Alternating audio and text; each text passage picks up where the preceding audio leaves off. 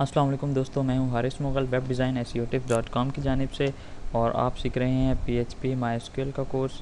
दोस्तों अभी इस जो वीडियो है उसमें हम डेटाबेस को थोड़ा सा और एक्सप्लोर करेंगे। तो मेरे पास जो है यहाँ पर ब्राउज़र ओपन है। यहाँ पर हमने अपना PHP MyAdmin ओपन कर लिया था अपनी पिछली वीडियो में, ठीक है। इस पर हमने लिखा था लोकल होस्ट और PHP MyAdmin। मैं यहाँ पे शुरू से लिख लेता हूँ यहाँ पे, ठीक है, ताकि हम इसके होम पेज पे पहुँचे, ठीक है। तो local host slash PHP MyAdmin मैंने ओपन किया था। तो इस वीडियो में हम सीखेंगे किस तरह हम डेटाबेस क्रिएट कर सकते हैं, ठीक है। तो डेटाबेस क्रिएट करने के लिए आपने सिंपल लोकल होस्ट और PHP MyAdmin अपना खोलना है और यहाँ पर आपके सामने ये जो फील्ड नज़र आ रही होगी, ठीक है। हो सकता है आपके पास इंटरफेस थोड़ा सा डिफरेंट हो, क्योंकि मेरा जो वर्जन है PHP का वो थोड़ा सा ओल्ड वर्जन है, ठीक है, 3.339 है।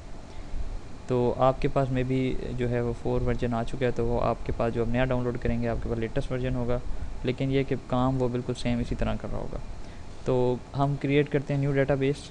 डेटाबेस क्रिएट करने के लिए जो है आपने कोई भी नाम देना है जो पहले से एग्जिस्ट ना करता हो, ठीक है। तो मैं जो हूँ अभी यहाँ पर टेस्ट के नाम से ऑलरेडी मेरे पास डेटाबेस है, तो मैं टेस्ट डेटाबेस के नाम से बना लेता हूँ, ठीक है। डेटाबेस, उसका कोई भी आप नाम दे सकते हैं। मैंने इसका नाम रख दिया test database, test underscore database कर देते हैं ताकि ज़्यादा बिजी।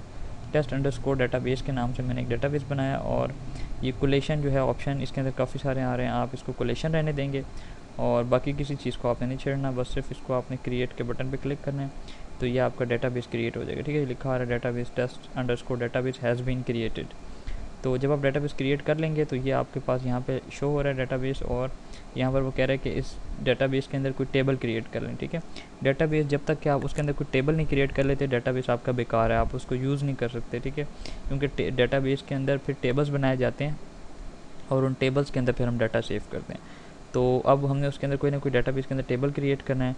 तो इसके अंदर जो है हम मिसाल के तौर पे अगर हम यूज़र के लिए अगर बना रहे हैं, ठीक है, कोई हम सेव करना चाहते हैं किसी का नेम और यूज़र नेम, पासवर्ड और नेम वगैरह, तो हम उसके लिए, या कॉन्टैक्ट डिटेल फॉर एग्जांपल हम ले लें, तो हम यहाँ पे जो है 4 फील्ड्स ले लेते हैं, ठीक है। एक हम ले लेते हैं नेम के लिए, एक हम ले लेते हैं ईमेल के लिए, एक ले लेते हैं मैसेज के लिए, ठीक है। तीन फील्ड्स बना लेते हैं और उसके लिए हम यहाँ पे 4 जो है लेंगे, ठीक है। जितनी भी फील्ड्स आपने बनानी है, एक फील्ड आपने फालतू लेनी है इसमें डेटाबेस क्रिएट करते हुए। तो मुझे 3 फील्ड चाहिए तो मैंने 4 ले ली। सॉरी, यहाँ पर हम जो अपने नाम बताएंगे अपने डेटाबेस टेबल का और यहाँ पर हम फील्ड्स लिखेंगे, ठीक है। तो मैंने यहाँ पे 4 फील्ड्स लिख दी और नाम मैंने इसका रख दिया कॉन्टैक्ट, ठीक है। कॉन्टैक्ट मैंने नाम रख दिया। कॉन्टैक्ट इन्फॉर्मेशन हम यहाँ पर किसी बंदे की सेव करते हैं। वैसे ही हम टेस्ट जो है डेटाबेस बना रहे हैं ताकि पता चल जाए कि हम किस तरह डेटाबेस क्रिएट कर सकते हैं। तो उसके बाद जो है मैं गो के बटन पे यहाँ क्लिक करता हूँ तो ये जो टेबल है क्रिएट हो जाएगा, ठीक है। या इस तरह का आपके पास इंटरफेस शो हो जाएगा। तो इसके अंदर आपने फ़ील्ड्स के नाम देने हैं। अब फ़ील्ड्स के नाम आपने कैसे देने हैं कि आपने जो फ़ील्ड जो है, पहली जो फ़ील्ड है उसका नाम आपने देना है ID, ठीक है। कोई भी नाम आप दे सकते हैं, लेकिन जो पहली फ़ील्ड है उसको आपने नाम देना है। अपनी जितनी भी फ़ील्ड्स हैं जो आपके रिलेटेड हैं उनके अलावा कोई नाम देना है। जैसे कि मैंने इसका नाम दे दिया ID, ठीक है। ये ID जो है ये यूनिक होगी और इसी के ज़रिए जो है हम काम करेंगे आगे भी। तो ID आपने इसको नाम देना है और आपने इसको, इसकी टाइप है वो आपने इंटीजर रखनी है, ठीक है। इंटीजर से मुराद है कि 1 2 3 4, और इसको आप लेंथ वैल्यू नहीं देंगे। और इसके बाद जो है इसको आप देंगे, बाकी किसी चीज़ को आपने नहीं छेड़ना, आपने सिर्फ यहाँ के इंडेक्स से इसको देनी है प्राइमरी की, ठीक है। यानी कि ये यूनिक होगी। प्राइमरी की का मतलब होता है कि यूनिक होती है। ये दो दो यूज़र्स जो हैं, दो डाटा एक सेम नेम के नहीं होंगे, ठीक है। और ये सेम ID उनके लिए नहीं होगी, डिफरेंट होगी। और AI मतलब ऑटो इंक्रीमेंट, इसको आपने चेक लगा देना है तो ये ID जो है ऑटो इंक्रीमेंट हो जाएगी। यानी कि ये 1 से स्टार्ट होगी तो 1 2 3 4 5 इस तरह ये ऑटोमेटिक चलती जाएगी, आपको एंटर नहीं करनी पड़ेगी ये, ठीक है। सेकंड जो थी, हम यूज़र का नेम एंड सेव करवा रहे थे, तो हम क्या देते हैं, इसका नाम रख देते हैं नेम, ठीक है। नेम हमने इसका रख दिया और इसको जो है हम टाइप जो है दे देते हैं वार्चर, ठीक है। वार्चर का मतलब है वेरिएबल करेक्टर, यानी कि उसके अंदर जो है इंटीजर भी शामिल हो सकते हैं, अल्फ़ा न्यूमेरिक जो वैल्यू होती है वो, ठीक है। लेंथ हम इसको देंगे कि कितनी जो लेंथ है सपोर्ट डेटाबेस सेव करवाएगा, ठीक है। जितनी भी आप दे सकते हैं, इसको हम फॉर एग्जांपल 200 दे देते हैं। मैक्सिमम यूज़र का जो नेम है वो 200 कैरेक्टर का होगा, इससे ऊपर ये सेव नहीं करेगा वैल्यू, ठीक है। और उसके बाद जो है हम इसको और क्या दे देते हैं, और हम इसको कुछ भी नहीं देते, बाकी कुछ भी नहीं देते इसको हम। इसी तरह हम सेकंड फील्ड जो है यहाँ पर हम यूज़र का ईमेल सेव करवाते हैं, तो इसका नाम हम ईमेल रख देते हैं और इसको भी हम वार्चर कैरेक्टर देते हैं क्योंकि ईमेल के अंदर जो है वेरिएबल कैरेक्टर्स होते हैं और इसको जो है हम 250 कैरेक्टर्स को सेव करवा देते हैं, ठीक है। तीसरा जो है हम दे देते हैं मैसेज, ठीक है। मैसेज के नाम से बना लेते हैं फील्ड, इसके अंदर हम मैसेज सेव करवा लेंगे और ये भी जो है इसको हम टेक्स्ट दे देते हैं टाइप, ठीक है। टेक्स्ट टाइप हो जाएगी और इसको हम कैरेक्टर्स दे देते हैं 1000, ठीक है। तो इसके अंदर जो है 1000 वर्ड्स जो हैं सेव हो सकते हैं मैसेज में।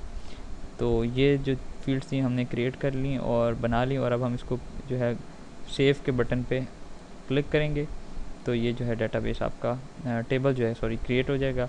तो ये आप देख सकते हैं कि जो टेबल है आपका क्रिएट हो गया। आईडी जो थी उसको हमने टाइप इंटीजर दी थी लेकिन उसको हमने लेंथ वैल्यू नहीं दी थी, लेकिन उसने ऑटोमेटिकली 11 उठा लिया, ठीक है।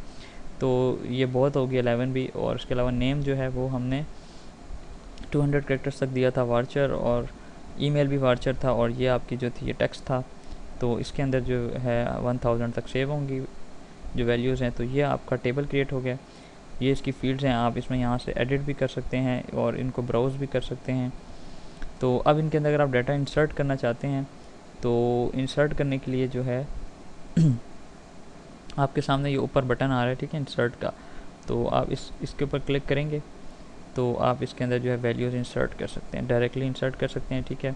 ये दो जो है टेबल आ रहे हैं कि आप 2 वैल्यूज़ एक वक्त में इंसर्ट कर सकते हैं। तो हम मिसाल के तौर पे नेम के अंदर कोई नेम इंसर्ट कर लेते हैं। हम एक नेम इंसर्ट कर देते हैं अली, और उसका जो ईमेल है वो हम इंसर्ट कर देते हैं ali_raza@yahoo.com, ठीक है, .com। और यहाँ पे लिख देते हैं कि दिस इज़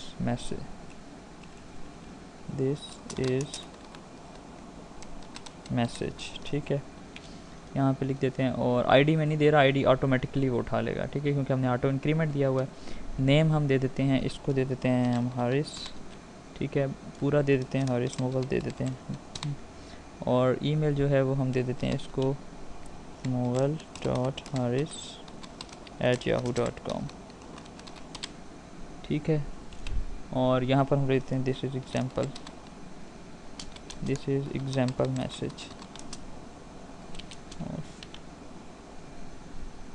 मैसेज, ठीक है। और इसको हम यहाँ से कर देते हैं, यहाँ से जो है हम गो कर देते हैं, ठीक है। तो वो कह रहे हैं कि ये क्यूरी चल गई है और आपके पास जो है टेबल में सेव हो गया। तो अब यहाँ पे हमारे पास जो इधर लेफ़्ट साइड बार में देखें तो डेटाबेस का नाम भी आ रहा है, टेस्ट डेटाबेस, और यहाँ 1 ब्रैकेट में लिखा रहा है कि उसके अंदर 1 टेबल है। और यहाँ पर हम क्लिक करेंगे तो वो टेबल जो है शो हो जाएगा और उसके अंदर डाटा शो हो रहा है। तो इसके अंदर लिमिटेड नंबर ऑफ़ जो हैं कॉलम्स हैं। ये एक कॉलम है, ये दूसरा कॉलम है, ये तीसरा कॉलम, ये चौथा कॉलम है, यानी कि आईडी एक कॉलम है, नेम भी एक कॉलम है, ईमेल और मैसेज एक कॉलम है, और ये एक रो है, ठीक है। हॉरिजॉन्टली अगर आप देखेंगे तो ये रो है, अली जो है ये एक रो है पूरी, इसके अंदर जितना डाटा भी है रो 1, आईडी जिसकी 1 है ये पूरी रो है, जिसकी 2 है ये पूरी रो है, ठीक है। आप किसी भी रो का डाटा यहाँ से एडिट भी कर सकते हैं, डिलीट भी कर सकते हैं, और जो तकरीबन जो चीज़ें हैं कर सकते हैं। इसके अलावा आप यहाँ से क्यूरी भी चला सकते हैं डायरेक्टली। तो ये SQL का बटन है, ठीक है। इसके ऊपर जब आप क्लिक करेंगे तो यहाँ पर ये आपके पास आ रहा है, ठीक है, select direct from contact database का नाम है वेयर जो है 1, ठीक है, जहाँ उसकी आईडी जो है 1 है। तो ये भी हम यहाँ पर डायरेक्टली आप कोई भी क्यूरीज अगर आपने चलानी हो तो वो आप चला सकते हैं, क्योंकि ये क्यूरी लैंग्वेज है, ठीक है, SQL। तो SQL की क्यूरीज आप यहाँ पे रन करते हैं। तो ये जो है डेटाबेस का एक छोटा सा इंट्रोडक्शन था जो हमने अभी क्रिएट किया। इसके अलावा जो है आप यहाँ पर जब होम पे क्लिक करेंगे तो आपके पास तमाम डेटाबेसेस जो है लिस्ट आपके पास सामने आ रही है लेफ़्ट साइड बार पे। इधर से हमारा जो डेटाबेस है उसका नाम है टेस्ट_डेटाबेस, ठीक है। तो वो हम देख लेते हैं यहाँ पर कि कहाँ गया हमारा डेटाबेस, टेस्ट_डेटाबेस किधर गया, हाँ ये रहा टेस्ट_डेटाबेस, ठीक है, आखिर में आ रहा है। तो इसके ऊपर जब हम क्लिक करेंगे तो हमारा ये डेटाबेस आ जाएगा और इसके अंदर बता रहा है कि एक टेबल है जो कि कॉन्टैक्ट का है। हम ये ब्राउज़ के बटन पे क्लिक करेंगे तो इसका जो डाटा है वो हमें शो हो जाएगा, ये, ठीक है। तो ये था डेटाबेस का इंट्रोडक्शन। हम इंशाल्लाह नेक्स्ट वीडियो में आते हैं और CRUD ऑपरेशंस जो है इसमें क्रिएट, रीड और डिलीट PHP के साथ कैसे कनेक्शन करना है वो सब देखते हैं। तो अब तक के लिए इतना ही, मिलते हैं नेक्स्ट वीडियो में और उम्मीद करता हूँ कि आपको ये जो है समझ आ गया होगा डेटाबेस किस तरह क्रिएट वगैरह करते हैं। कि नेक्स्ट वीडियो से हम हर जो प्रोजेक्ट होगा उसके अंदर हम अपना डेटाबेस क्रिएट किया करेंगे। तो तब तक के लिए इजाज़त चाहता हूँ। अल्लाह हाफ़िज़।